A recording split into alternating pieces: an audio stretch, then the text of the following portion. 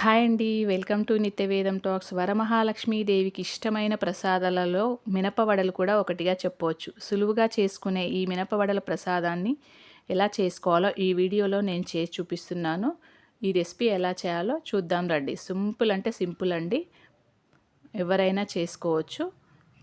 నేను ఇక్కడ పొట్టు మినపప్పుతో వడలు చేస్తున్నానండి. పొట్టు మినపప్పుతో చేస్తే చాలా రుచిగా ఉంటాయి. మీరు ట్రై చేయండి. ముందు రోజు రాత్రి పొట్టు మినపప్పు తీసుకొని నానబెట్టుకోవాలండి. నెక్స్ట్ డే మార్నింగ్ స్ట్రైనర్లో వేసుకొని వాటర్ అంతా వడకట్టేసుకోవాలి. వాటర్ అంతా పోయేలాగా చూసుకోవాలి, లేదంటే పిండి మెత్తగా అవుతుంది. ఇప్పుడు ఒక పిడికెడు పప్పును వేరే బౌల్లోకి తీసుకొని పక్కన పెట్టుకోవాలి. చూసారా, పక్కన కప్లో పెట్టుకుందాం.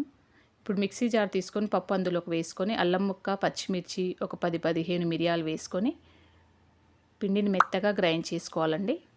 చూసారా, వాటర్ వేయకుండా మధ్య మధ్యలో ఆపుతూ వేసుకోవాలండి. వాటర్ వేయాల్సిన అవసరం లేదు. అది అలాగే ఇంకొద్దిగా పప్పు మిగిలి ఉంది, దాన్ని కూడా వేసుకుందాం. ఇదిగో మొత్తం వేసుకున్న తర్వాత మిగిలిన పక్కన పెట్టుకున్న పప్పు ఉంది కదా, అది ఇందులో వేసుకొని రుచికి సరిపడా ఉప్పు వేసుకోవాలి. 1/2 స్పూన్ జీలకర్ర, 1/2 స్పూన్ వంట సోడా వేసుకోవాలి. ఇప్పుడు పిండిని మొత్తం కలిసేలాగా కలుపుకుందాం. పిండి కలిపేటప్పుడు బాగా బీట్ చేసుకోవాలండి. పిండిని మనం ఎంత బాగా బీట్ చేస్తే అంత బాగా వడలు వస్తాయి, ఫ్లఫీగా వస్తాయి. బాగా బీట్ చేసుకోవాలి. ఈలోపు డీప్ ఫ్రైకి ఆయిల్ వేడి చేసుకోవాలి. ఈ పిండి కలపడంలోనే ఉంటుందండి. చూసారా, ఒక బౌల్లోకి వాటర్ తీసుకొని కొద్దిగా వేసి చూస్తే పిండి ఇలా పైకి తేలిందంటే పర్ఫెక్ట్గా కుదిరినట్టు. ఇప్పుడు ఒక ఆకు తీసుకున్నాను. నేను ఇక్కడ పనసాకులో వేస్తున్నానండి. పనసాకు తీసుకొని దానికి వాటర్ రుద్దుకొని, అలాగే చేతులకు కూడా వేళ్ళకు కూడా వాటర్ రుద్దుకోవాలండి. వడ వేసినప్పుడల్లా ప్రతిసారి వాటర్ ఫింగర్స్కి అద్దుకోవాలి. అలాగే ఆకు పైన కూడా వాటర్ రుద్ది ఇలా మధ్యలో హోల్ చేసి ఆయిల్ వేడైన తర్వాత ఆయిల్లోకి వదులుకోవడం అంతే. చూసారా, ఇలా వదిలేసుకోవాలి.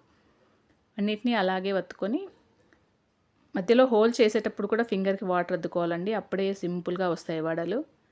చూసారా, ఆకు లేనప్పుడు మీరు కవర్ పైన ప్యాకెట్ కవర్ ఉంటుంది కదా, దానిపైన అయినా వత్తుకోవచ్చండి.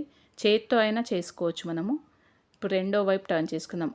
వడలు వేసుకునేటప్పుడు ఆయిల్ బాగా హీట్లో ఉండాలండి. వడలన్నీ వేసుకున్న తర్వాత ఫ్లేమ్ మీడియంలోకి మార్చుకోవాలి.